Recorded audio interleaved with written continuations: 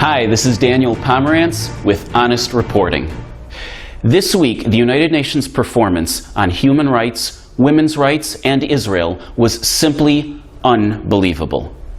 First of all, the United Nations Committee on the Status of Women passed by specific resolution a condemnation against one and only one country in the entire world: Israel.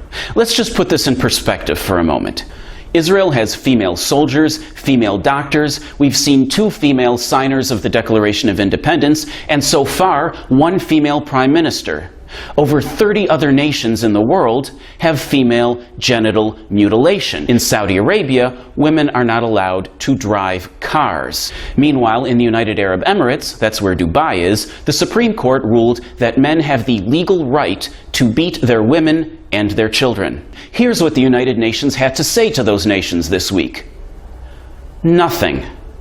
The UN even blamed Israel for the problems of Palestinian women, including, and I'm not joking, domestic violence. Which brings to mind a previous Honest Reporting article, Israel Made Me Beat My Wife.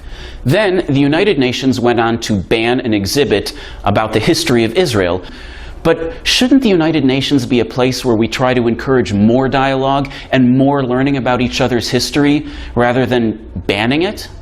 The real tragedy behind this week's events isn't just that the United Nations singled out Israel again, but how many other conversations weren't happening this week because of that?